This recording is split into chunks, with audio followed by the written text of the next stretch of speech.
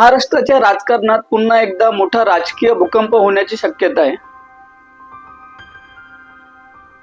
2022 मध्ये शिवसेना फुटली आणि आता 2026 मध्ये पुन्हा एकदा त्याच शिवसेनेत मोठी हालचाल सुरू झाली.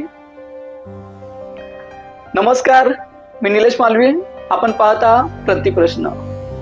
नाव आहे ऑपरेशन टायगर, पण हा टायगर नेमका कोणाचा?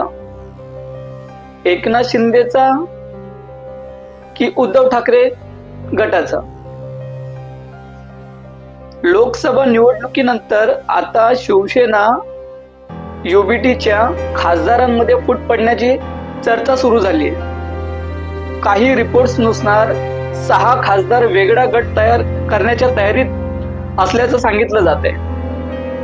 ही कथा समजण्यासाठी आपल्याला 2022 मध्ये परत जावं लागेल. एकेकाळी महाराष्ट्राच्या राजकारणातील सर्वात मजबूत पक्ष शिवसेना, पण सत्तेच्या समीकरणात मोठा बदल झाला. एकनाथ शिंदे यांच्या नेतृत्वाखाली आमदारांनी बंड केलं आणि उद्धव ठाकरे सरकार कोसळलं आणि शिवसेनेच्या 2 भागात विभागणी झाली. एकनाथ शिंदे गट आणि उद्धव ठाकरे गट.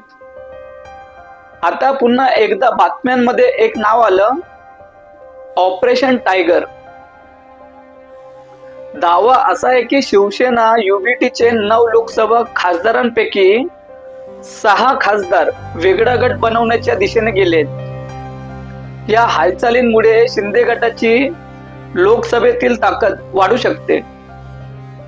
काही रिपोर्टनुसार या खासदारांनी लोकसभा अध्यक्ष ओम बिर्ला यांच्याशी संपर्क साधल्याचं सांगितलं जाते. पण उद्धव ठाकरे गटाने ही लढाई सोडलेली नाही. युबीटीने या हालचालींना विरोध केलाय. त्यांचा दावा आहे की शिवसेना युबीटी हा अधिकृत पक्ष आहे आणि कोणत्याही वेगळ्या गटाला मान्यता देऊ नये.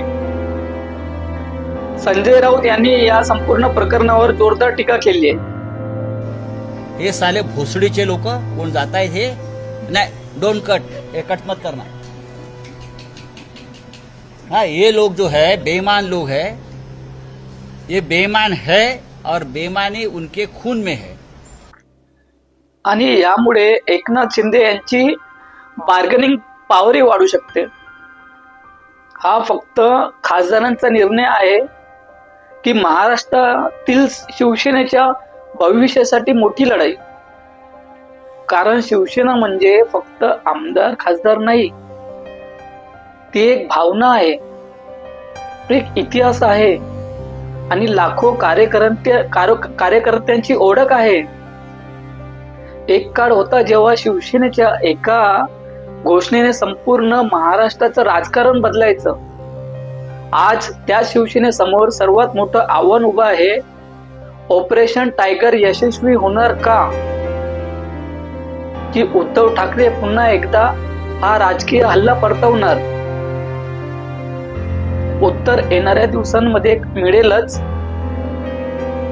पण एक गोष्ट निश्चित आहे, महाराष्ट्राच्या राजकारणात पुन्हा एकदा मोठा खेळ सुरू झालाय. महाराष्ट्र